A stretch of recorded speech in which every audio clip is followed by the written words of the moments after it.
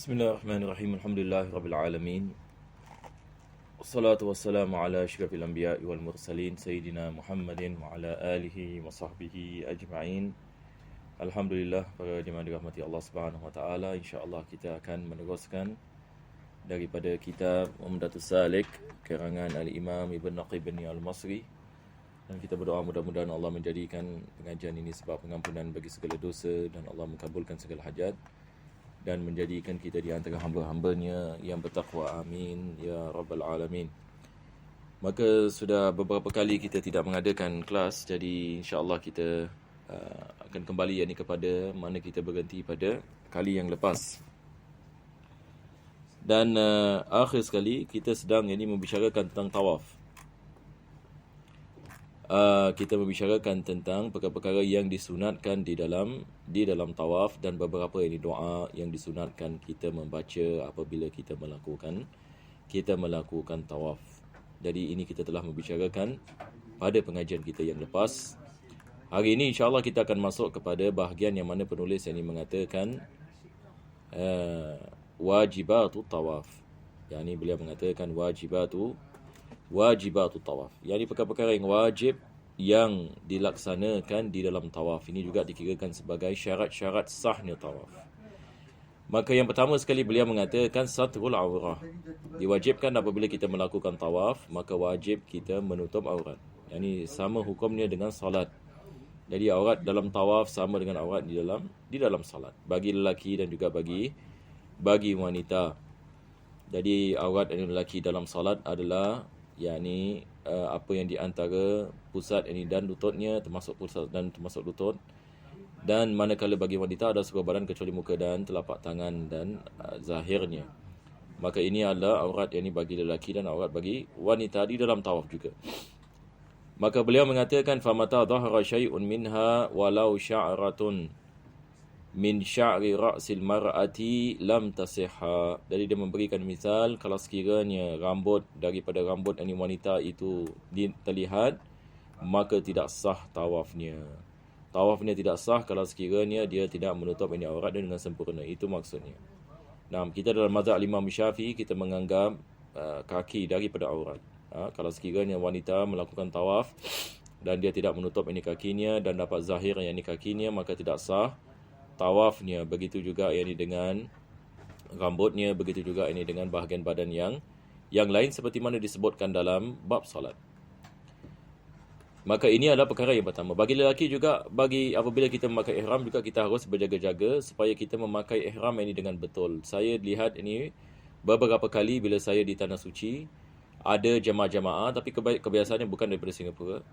Jemaah-jemaah daripada negeri yang lain, bila dia memakai yakni ihram, dia memakai yakni kain yakni ihram di bawah pusat. Jadi subhanallah dapat dilihat pusatnya dan juga dapat dilihat bahagian di bawah pusatnya. Jadi saya pernah menegur salah seorang yakni jemaah daripada sebuah negara. Saya mengatakan ini tidak sah.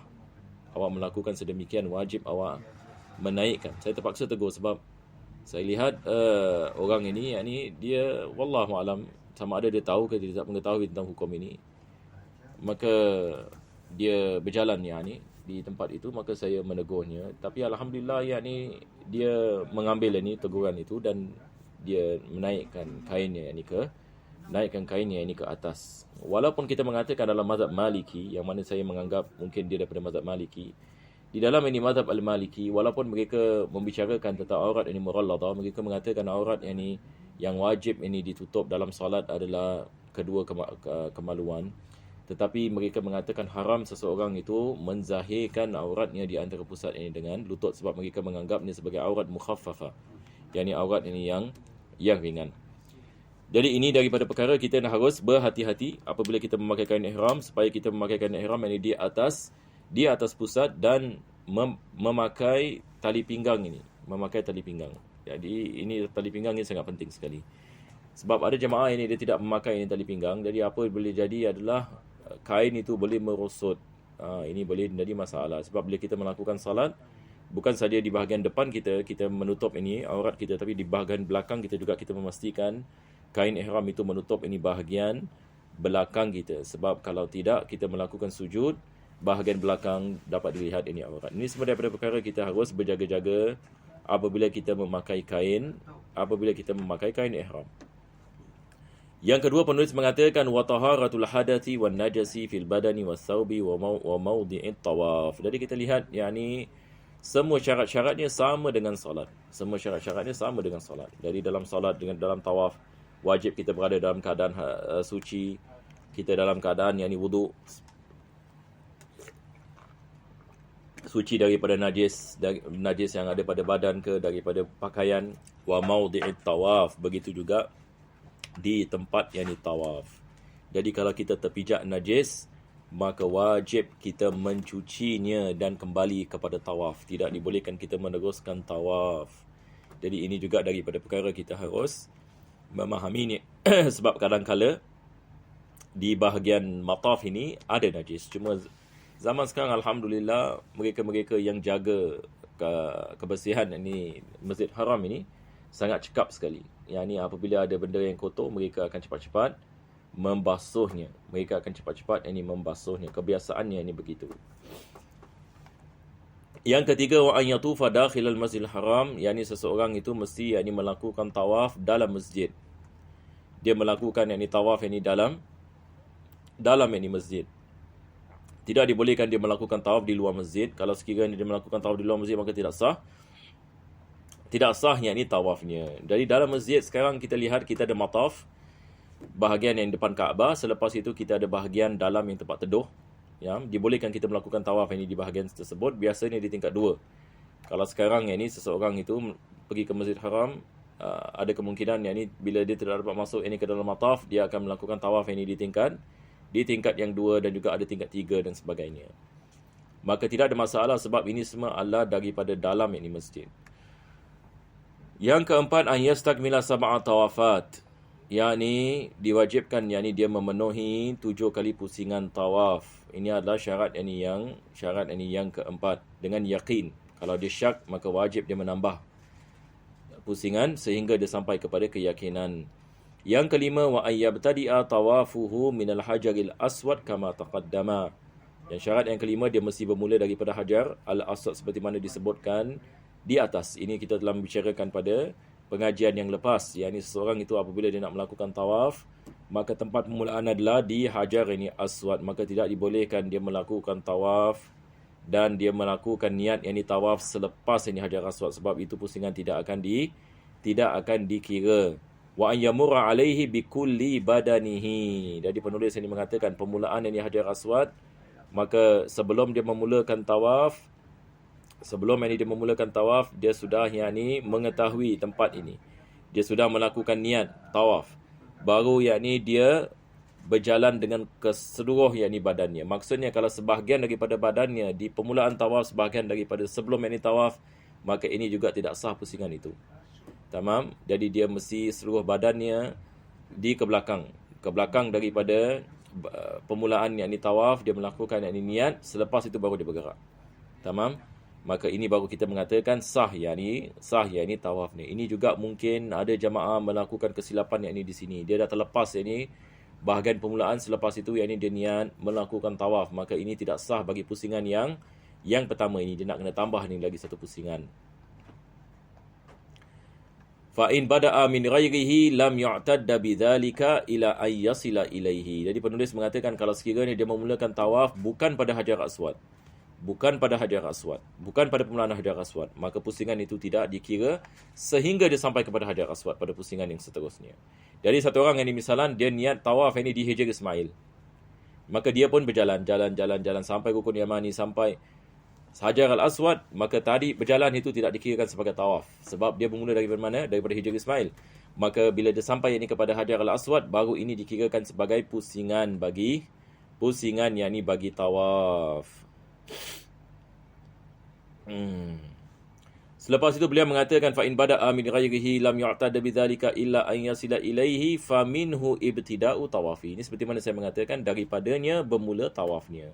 Jadi tawaf bermula daripada mana? Daripada Hajar Aswad. Yang keenam, wa an yaj'alal baita an yasarihi. Jadi kita menjadikan Kaabah di sebelah kiri. Kalau kita menjadikan Kaabah di sebelah kanan juga tidak sah kita punya tawaf. ila jihatil bab wa yamurra ila jihatil bab. Jadi kita menjadikan Kaabah di sebelah kiri dan kita berjalan yakni sampai yakni bahagian pintu yakni Kaabah. Ini tidak ada masalah, yakni kita lihat ini semua orang yang melakukan tawaf yakni begitu. Maka kita hanya ikut sahaja. Tamam? Yakni kita menjadikan Kaabah yakni di sebelah kiri dan kita berjalan. Yang ketujuh, wa an yatufa kharijal hijr. Yang ketujuh adalah dia melakukan tawaf di luar yakni hijr. Yakni hijr Ismail ini dia adalah daripada Kaabah. Kalau sekiranya seseorang itu masuk ke dalam hijr, dia telah masuk ke dalam Kaabah, maka tidak sah tawafnya. Jadi kita nak kena tawaf di luar bahagian hijr Ismail. Tidak dibolehkan kita memasuk di dalamnya. Wala yadkhula min ihda fathataihi, dan tidak dibolehkan dia masuk daripada salah satu daripada pembukaannya. Sebab hijr Ismail kita ada dua pembukaan. Kita boleh masuk sebelah sini dan sebelah sini. Sebab dia semicircle kan.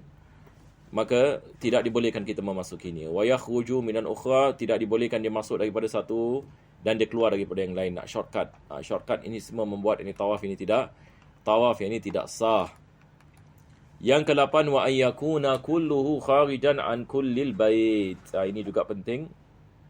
Yang ini bila kita melakukan tawaf, wajib kita memastikan badan kita ini di luar Kaabah. Badan kita ini, tawaf ini di luar Kaabah, bukan yakni di dalamnya. Jadi bila kita mengatakan di luar Kaabah, maka kita mengambil iktibar sesuatu yang dikenali sebagai syadharwan. Sebab penulis mengatakan fa idza tafa la yaj'alu yadahu fi hawa'i syadharwan.